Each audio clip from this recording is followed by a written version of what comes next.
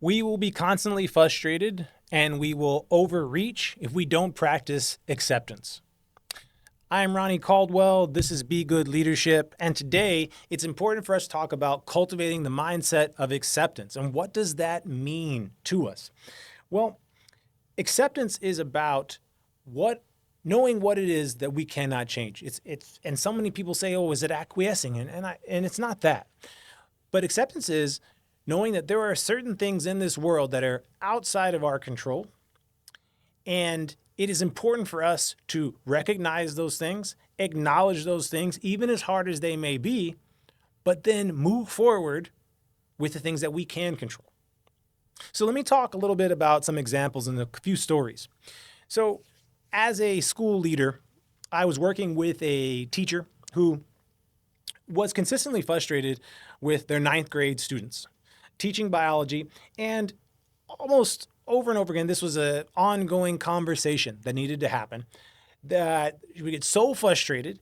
And every single year, there was a feeling that these students are low. These students aren't getting it. These students aren't this. These students aren't that. And when we would talk, I would try to convey to her that, do you realize every single year you say the same thing about these students? And doesn't mean that it's not true. It doesn't mean that these students aren't having trouble turning in their work. It doesn't mean that these students aren't always paying attention in class. It doesn't mean that these students aren't struggling to grasp some of the concepts that you're trying to put forth in class. But what I asked is, can you accept that the reason that this happens every single year is because every single year you're dealing with 14-year-olds. Whatever happens every single year, it's another class of 14-year-olds. They're just 14. They happen to just be ninth graders.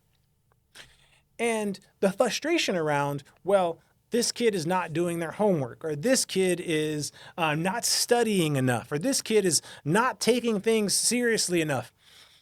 You can be as frustrated as possible with that. And a teacher oftentimes spirals around these particular things. But what I would come back to is say, is that in your control?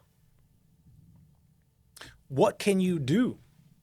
So to take this problem, we can sit in the space of, these are 14-year-olds who are not paying attention all the time, who are not always turning in their work on time, who maybe aren't giving it their best during homework or this, that, and the other, or not taking, but you notice, not taking it seriously, not doing what they need to do at home, not studying enough.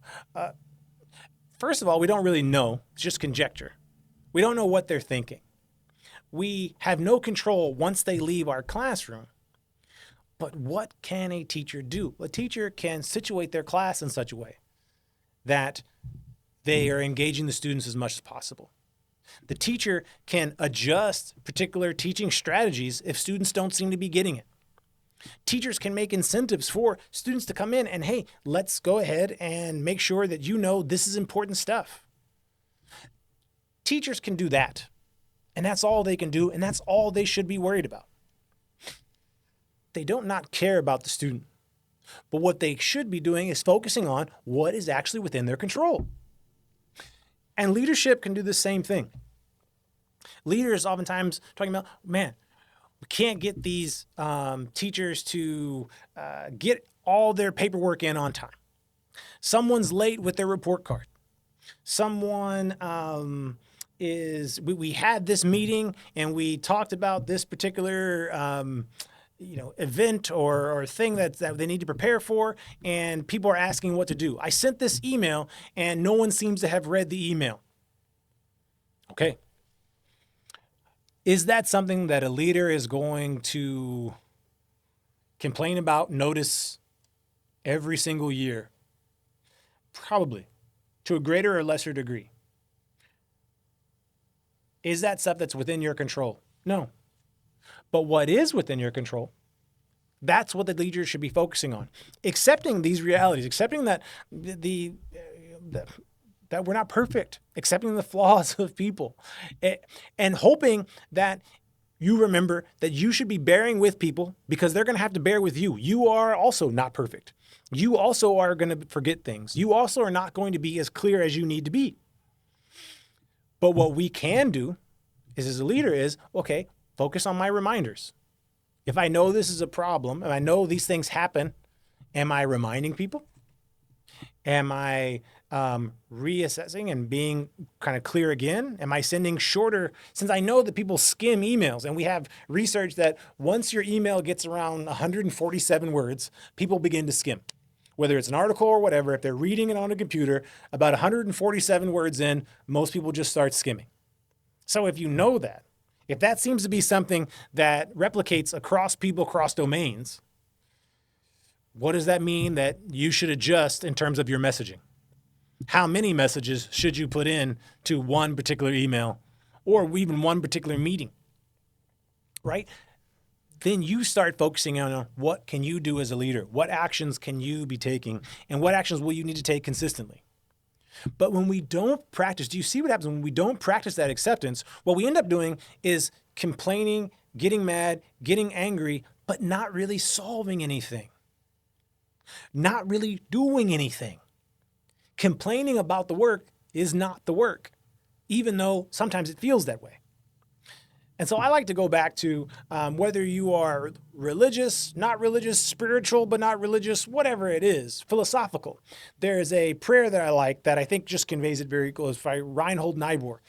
Grant me the serenity to accept the things I cannot change, courage to change the things I can, and the wisdom to know the difference. Apply that in your personal life, apply that at work. It applies every single place. And the more we do that, that is a practice of acceptance, but not acquiescence.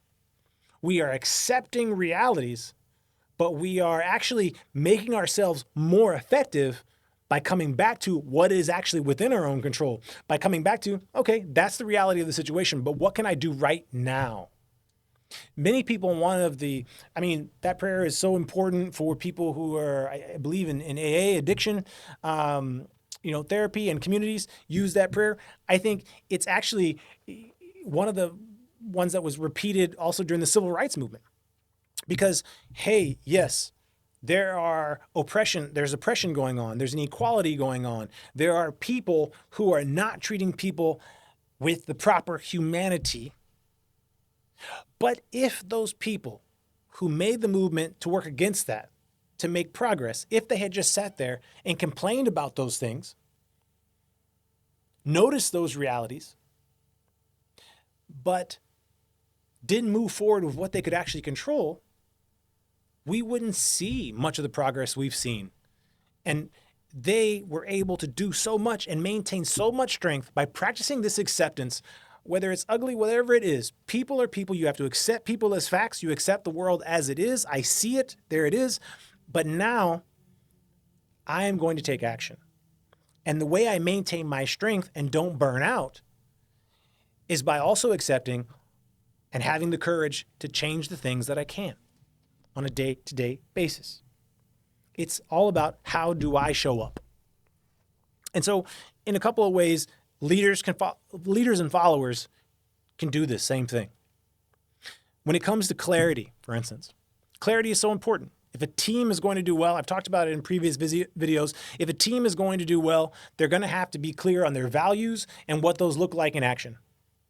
What a leader has to do is remind themselves of those values, come back to consistently expressing them to the team, and checking to see if they've been clear on what we need to do going forward. The leader can never just think and just say and accept, I've just been as clear as possible, that's it.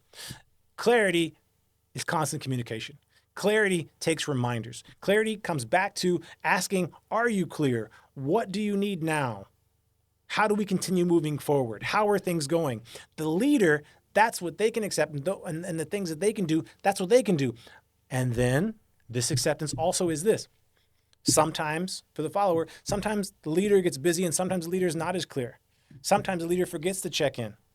Sometimes there's some information that you as a follower are not clear about. However, you have certain people who say, well, I don't know what to do. Or they accept, well, I don't know. But what they don't do properly is decide, well, you can find out. It's within your control to ask. The follower's responsibility is to also accept the responsibility for getting clarity when they don't have it, not sitting back and not acting. So both ways, when it comes to clarity, the practice of acceptance is this. Leader, people are going to forget. People are not going to read every single thing. But my responsibility as a leader is to keep it in front of people in the best way I can, to remind people, to let people know, to ask if everyone is still clear, to practice that clarity. And as a follower, my responsibility is, hey, am I getting clear? Am I asking questions when I don't know exactly where we're going or how to get there? Am I making sure that I'm finding that out? Am I asking my peers? Am I going back to the leadership to say, hey, I have a question about that and I'm trying to get some clarity around it?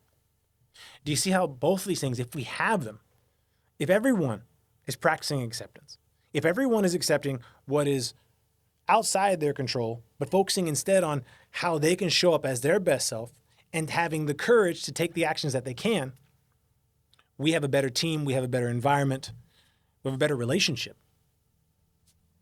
So each morning, what you can do is write down in your journal, put a line right down the middle of the paper, and on one side say, what is within my control, what is not within my control. And making a practice of, if not every morning, maybe once a week, maybe twice a week, however you want, but on a regular basis, coming back to within your own life, within your own career, what are the things that are sort of outside your control, but what are the things that you can take action on and that you just need to have a little courage to get going? This is the attitude of acceptance that moves us closer to where we want to be in good leadership, in good relationship. So please, if this has been helpful to you, please share this with somebody else who needs it. And more than anything, be good.